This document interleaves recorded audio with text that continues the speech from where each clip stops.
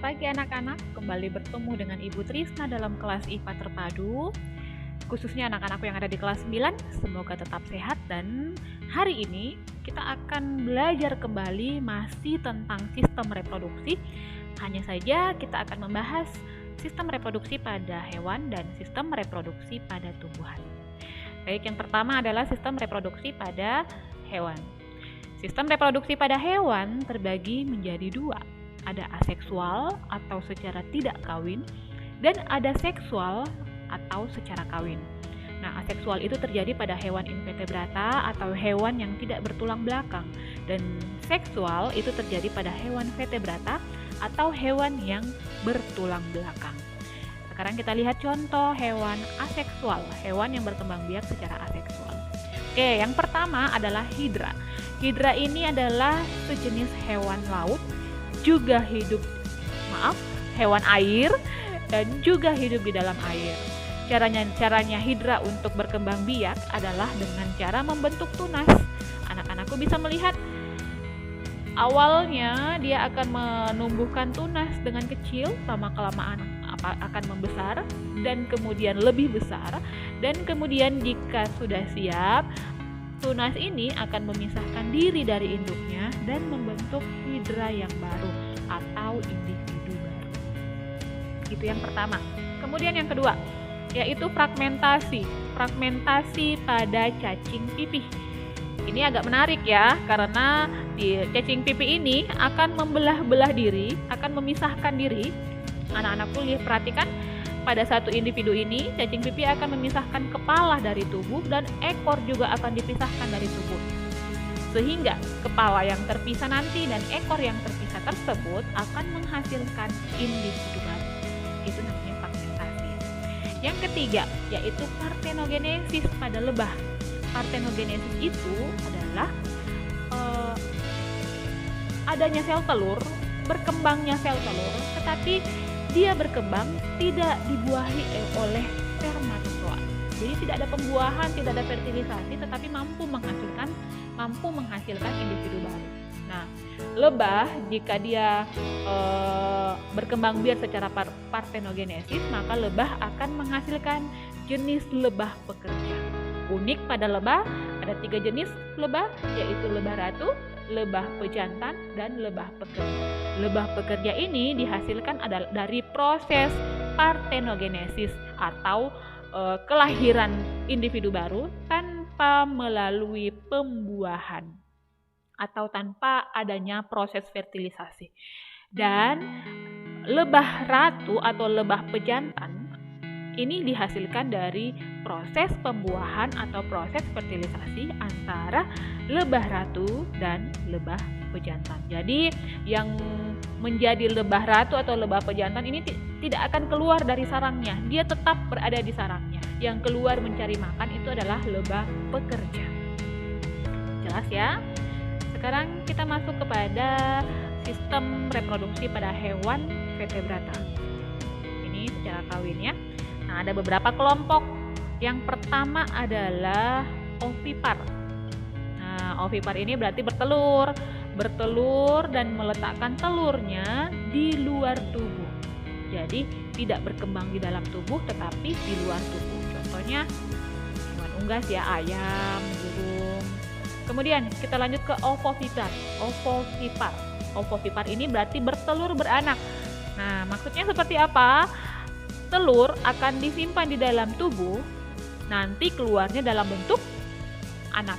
Jadi itu bedanya dengan ovipar. Kalau ovovipar berarti bertelur beranak. Oke, kita lanjut ke vivipar. Vivipar ini berarti beranak, tidak bertelur.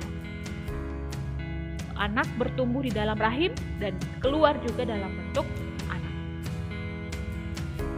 Sekarang kita masuk ke kelompok ikan. Kelompok ikan ini termasuk dalam ovipar, yaitu bertelur dan meletakkan telurnya di luar tubuh sampai dan dijaga oleh induknya sampai ada perkembangbiakan sampai telurnya menetas menjadi individu baru. Kemudian amfibi. Amfibi juga ini menarik ya. Amfibi ini sama seperti ikan, proses fertilisasi atau proses pembuahannya itu terjadi di luar tubuh dan telurnya juga pun diletakkan di luar tubuh. Kemudian kita ke reptil. Reptil ada yang berkembang biak secara ovipar atau bertelur dengan meletakkan telur di luar tubuh, dan juga ada yang berkembang biak secara ovovivipar. Ovovivipar berarti pembuahannya terjadi di dalam tubuh dan pembuahannya itu terjadi di dalam tubuh. Jadi proses fertilisasinya di dalam tubuh dan meletakkan dan menetaskan telurnya juga di dalam tubuh, kemudian mengeluarkan dalam bentuk anak. Kemudian kita ke kelompok unggas. Unggas ini masuk dalam kelompok ovipar, sama dengan ayam tadi ya. Kemudian kita ke mamalia. Mamalia masuk dalam kelompok vivipar atau hewan yang melakukan fertilisasi secara internal dan melahirkan serta menyusui. Oke, sampai di sini ada yang ingin ditanyakan? Kalau tidak ada, berarti kita akan lanjut ke sistem reproduksi pada tumbuhan. Baik, sekarang kita akan lanjut pada sistem reproduksi pada tumbuhan. Sistem reproduksi pada tumbuhan juga terbagi menjadi dua, yaitu secara vegetatif dan secara generatif. Vegetatif itu berarti tidak kawin ya, atau secara aseksual, dan generatif adalah secara kawin atau secara ada penyerbukan atau biasa disebut dengan secara seksual. Nah, vegetatif terbagi menjadi dua bagian lagi, yaitu vegetatif alami dan vegetatif buatan. Kita akan lihat vegetatif alami. Vegetatif alami dikelompokkan menjadi beberapa kelompok besar. Yang pertama itu adalah tunas. Kita lihat langsung tunas. Nah, ini contoh dari tunas. Jadi tunas itu dapat muncul dari akar, batang, atau daun. Kemudian rizoma. Nah, rizoma ini terjadi pada tumbuhan jahe dan sejenisnya.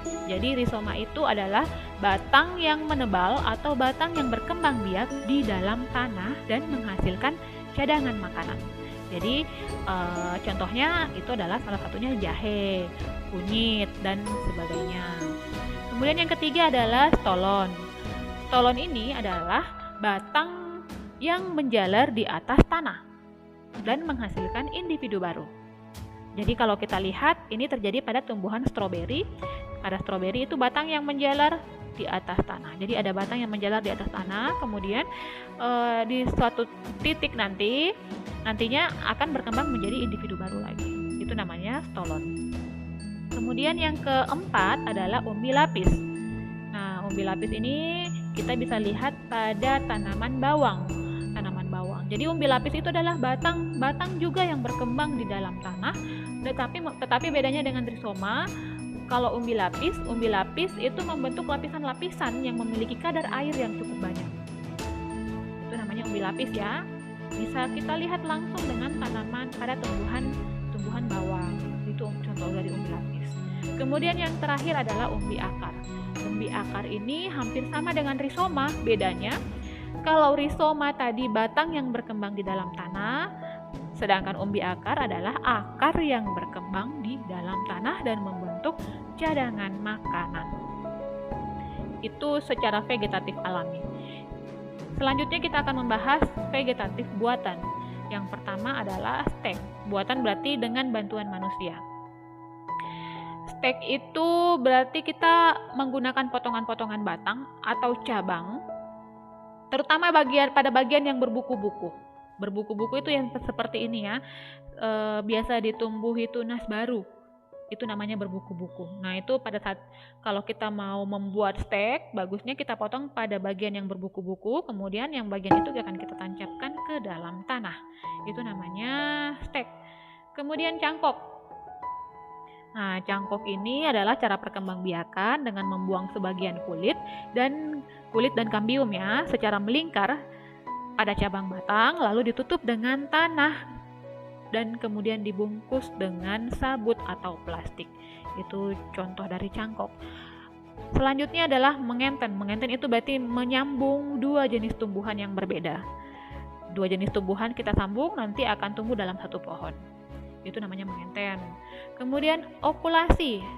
Okulasi hampir sama dengan mengenten, sama juga kita menyambungkan tumbuhan Tetapi tumbuhan yang diambil itu adalah tunasnya saja, bukan batang yang sudah tua, tetapi tunas yang kita ambil kemudian kita okulasikan dengan tumbuhan yang lainnya. Kemudian yang terakhir adalah merunduk. Nah, merunduk ini adalah menundukkan cabang atau batang tumbuhan hingga masuk ke dalam tanah. Kemudian pada batang tumbuhan yang kita tancapkan masuk ke dalam tanah itu akan tumbuh akar yang baru, sehingga akan menghasilkan tumbuhan yang baru juga. Oke, itu vegetatif buatan. Sekarang kita lanjut ke sistem reproduksi secara generatif. Generatif atau seksual ya, itu terjadi pada tumbuhan yang berbiji, tumbuhan berbiji tertutup. Nah, ini dia. Pada tumbuhan yang melakukan reproduksi secara seksual, otomatis itu adalah tumbuhan berbiji tertutup ya, memiliki bunga. Nah, anak-anakku bisa perhatikan pada bunga ini yang berperan sebagai gamet betina itu adalah putik, mulai dari kepala putik, tangkai putik sampai bakal biji. Nah, ini yang dimaksud dengan tumbuhan angiospermae. Biji, tumbuhan berbiji tertutup. Bijinya itu ditutupi oleh lapisan-lapisan, makanya disebut sebagai tumbuhan berbiji tertutup. Sedangkan yang berperan sebagai gamet jantan itu adalah kepala sari, benang sari, itu namanya alat reproduksi pada tumbuhan angiospermae. Nah, ada beberapa jenis penyerbukan pada tumbuhan, yang ada 4, yaitu yang pertama adalah penyerbukan sendiri. Ini penyerbukan sendiri ini terjadi pada satu bunga. Kemudian penyerbukan tetangga terjadi pada satu pohon tetapi dengan bunga yang berbeda. Kemudian alogami atau penyerbukan silang, yaitu dari bunga pohon lain yang masih satu spesies. Ingat, dari pohon lain tetapi masih satu spesies dengan tumbuhan yang lainnya lagi. Kemudian yang terakhir adalah penyerbukan bastar. Nah, penyerbukan bastar ini dari bunga yang lain dan dari varietas yang lain atau dari spesies yang lain. Kemudian proses penyerbukannya ada banyak macam juga ya. Proses penyerbukannya itu, nah ini dia ya proses penyerbukannya. Biasa dibantu dengan angin, dibantu dengan serangga, dibantu dengan burung, kelelawar, dan manusia. Ibu akan perlihatkan contohnya. Nah, ini jika dibantu dengan angin dan dibantu oleh lebah ini ya. Jadi angin membawa, kita lihat pada tumbuhan jagung. Tumbuhan jagung itu yang berperan sebagai bunga jantan adalah bunga jagung yang ada di atas dan bunga betina yang ada pada buah-buah jagung. Nah, itu kalau dibantu oleh angin berarti pada saat ada angin bunga jantan akan jatuh dengan sendirinya menuju ke bunga betina. Kalau kemudian selanjutnya entogami berarti dibantu oleh lebah ya, lebah yang tidak sengaja akan mengambil madu bunga tersebut kemudian pindah ke bunga yang lain, maka dari sengaja mungkin saja ada yang menempel di kaki atau di mana dan dibawa ke bunga yang lain. Nah, di situ akan terjadi penyerbukan. Sekarang ornitogami juga dibantu oleh burung, kerupterogami dibantu oleh kelelawar, dan antropogami yang dibantu oleh manusia. Prosesnya sama dengan lebah tadi. Oke anak-anak, sampai di sini ada pertanyaan? Kita akan lanjutkan di forum kita bersama, yaitu forum Google Classroom. Jika ada pertanyaan atau ada yang sangat tidak jelas dari penjelasan dari Ibu akan menerima segala jenis pertanyaan di forum kita bersama, yaitu forum Google Classroom. Sampai di sini dulu pertemuan kedua kita. Semoga kita tetap semangat dan tetap belajar bersama.